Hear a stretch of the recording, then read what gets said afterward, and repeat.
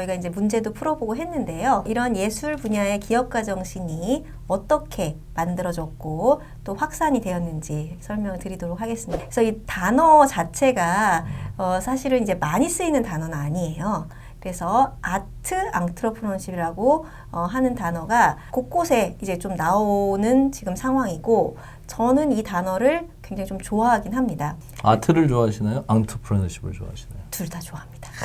그래서 어떤 책에는 아트 앤 앙트러프너십, 네. 그다음에 어떤 책에는 이제 이렇게 나오는데요. 우리나라 말은 사실은 그렇게 학술지나 이런 데서 많이 보편화되어 있지는 지금 않은 상황입니다. 제가 이제 야심차게 이 아트 앙트러프너십 개론이라는 과목을 한 4년 전에 저희 학교에 이제 개설을 해서 학생들하고 좀 재밌게 했던 기억이 있습니다. 숙명여대 안트로프너십 전공에서 아트 안트로프너십 과목을 개설하셨다는 말씀이시죠? 네네네. 그러면은 사실은 우리나라 어디서도 찾아볼 수 없었던 커리큘럼이었을 것 같아요. 주요 내용이 어떤 거였나요? 저는 그때 저도 이제 사실 처음 그거를 하는 단계였기 때문에 이 아트를 네 분야로 나눠가지고 주로 이제 앙트러프너십 학생 말고도 이제 음미대 학생들까지 이렇게 같이 이제 초청을 해가지고 같이 들은 그런 과목이고요. 그 분야에 대해서는 뒤에 또 나오니까 제가 그때 설명을 드리도록 하겠습니다. 누가 과연 이 단어를 가장 먼저 사용했는가 이걸 살펴보면은 뭐 저희 이제 앙트러프너십에서 항상 나오는 분들 있잖아요. 슌페터, 커즈너 뭐 이런 그런 분들처럼 여기도 이제 루스 렌슬러라고 하는 사람이 이제 처음 사용한 것으로 이제 추정을 하고 있습니다. 사실은 뭐 이게 이제 뭐 그런 슌페터나 이런 것처럼 딱 정해진 그게 아니기 때문에 뭐 아니다라고 하는 사람도 있을 수가 있을 것 같아요. 저희가 이제 어쨌든 이제 교수고 뭐 하니까 이제 학술지 같은 걸 이제 보게 되는데, 학술지는 아트 매니지먼트 그다음에 법 사회라는 저 저널에 주로 많이 이제 나오고 있습니다. 그래서 보시면 범위가 굉장히 넓죠. 매니지먼트, 로, 소사이어티까지. 그 다음에 앙트러프너십 분야에서는 사실 특화된 저널은 제가 아직까지는 찾기는 좀 어려웠고요. 그냥 갑자기 궁금해서 드는 생각인데요. 저런 저널 오브 아트 매니지먼트 로 앤 소사이어티 이런 저널들은 예술 분야에 있는 분들이 많이 하나요? 아니면 저것도 그냥 매니지먼트니까 경영 쪽 분야 사람들이 더 많이 참여를 할까요? 제가 거기 몇몇 저자들을 봤는데요. 아트보다는 경영이나 법이나 사회학을 전공하시는 분들이 요 아트를 보는 관점 이런 것들을 많이 싣고 있는 거를 볼 수 있었습니다. 그래서 이 저널 내용을 좀 들어보면 조금 딱딱해요. 재미없다는 거죠? 그렇죠.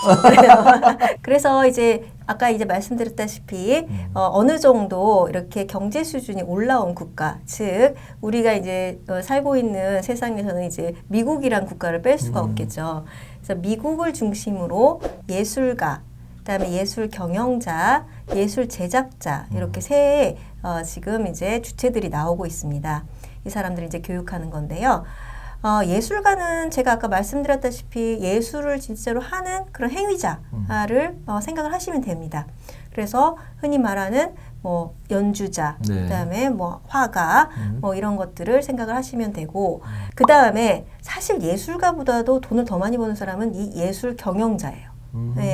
사실 뭐 우리가 BTS라는 그룹 알고 BTS를 만들어낸 그 기업의 CEO 혹은 파운더, 창시자라고 할 수 있는 그 인물 자체를 저희는 이제 알지만 거기까지 아는 사람은 조금 드물죠. 요즘 뭐 방시혁 대표님 말씀하시는. 네네. 그래서 예술 경영자 있고요. 그다음에 이제 예술 제작자가 있습니다.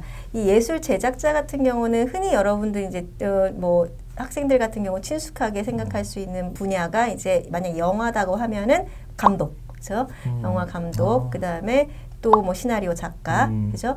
그런 뭐 드라마 같은 경우도 이제 PD라든지 아니면 이런 이제 작가들. 그러니까 예술에 하는 사람 빼고 경영자 빼고 그다음에 그 제반 요거를 만들어내는 그런 이제 스텝을 포함한 약간 매개체이기도 하네요. 그렇죠. 경영자와 예, 예. 뭐 배우들을 뭐 이렇게 그렇죠. 가운데 어느 있는. 경우에는 그런 식의 역할도 이제 하고 그래서 이제 창작자이기도 하죠. 이분들이. 네, 창작자. 예.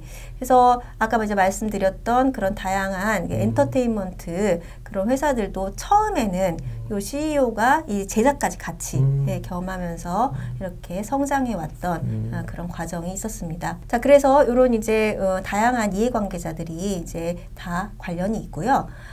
그 다음에 이제 양대 산맥 우리가 항상 생각하는 미국과 유럽 요런 이제 양대 미국하고 유럽 대륙 네. 예, 그래서 이제 발전을 많이 해왔고요. 근데 얼핏 들으면은 미국, 유럽이 훨씬 문화적인 어떤 유산도 많고 뭐 이렇게 고풍스러운 느낌도 더 많이 갖고 미국은 되게 얕잖아요. 역사도 짧다 그렇죠. 보니까. 예. 그 아트 안트프레너십 분야에서 비교할 만큼의 우위가 되나요? 아트라는 것 자체라기보다는 아트 앙트러프너십이라는 학문 분야니까 예, 앙트러프너십에 대한 학문 분야를 가장 적극적이고 열심히 했던 네. 이제 미국에서 이걸 체계화하려는 노력이 더 빨랐다라고 보시면 되겠습니다.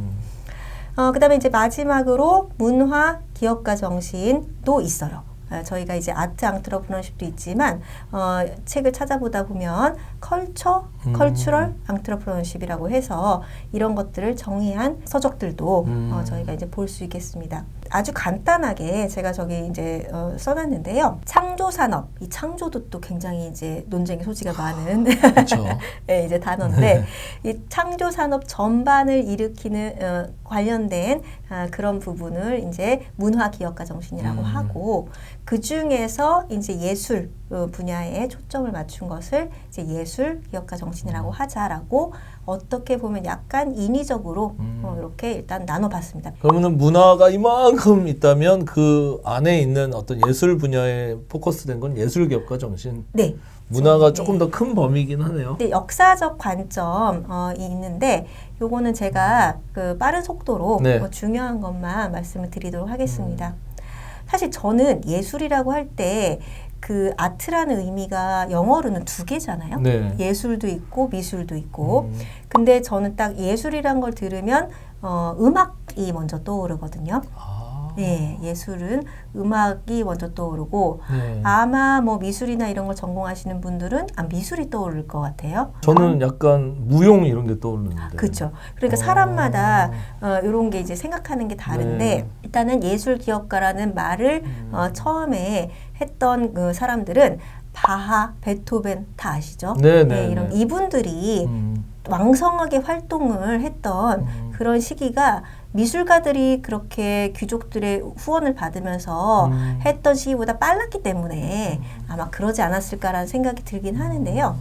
어쨌든 간에 바하, 베토벤이라는 이런 클래식 음악, 최근엔 이제 대중음악으로 이게 가는데요. 그 뒤에 이제 설명을 드리도록 하겠습니다. 예전에 그 얘기 들은 것도 같은데 베토벤이 사실은 크라우드 펀딩에 시초다. 네네네. 전화를 막 돌려서 자기 그 공연 할 수 있는 비용을 여러 부자들한테 전화를 돌려서 이렇게 모금을 해서 그 돈을 모아서 자기가 이렇게 공연을 하고 했다. 그래서 크라우드 펀딩의 약간 시초 개념을 먼저 한 거 아니냐, 뭐 이렇게 하는 뭐 글을 한번 읽은 적이 있는데. 후원금, 보전금, 입장권 수익의 다수의 수입원을 확보를 하는 실용주의적 태도를 보였다고 합니다. 네. 주로 이제 공연 옛날에는 뭐 이런 것들을 하고 이분들이 이제 뭐 사실은 이제 생계를 걱정하지 않아야 제가 아까 말씀드렸다시피 예술이 나오기 때문에 그쵸. 예, 그런 것들에 대한 후원금을 이제 이렇게 효율적으로 잘 모집을 한 것 같습니다. 자, 그 다음에 이제 미술로 넘어가면 미술도 아마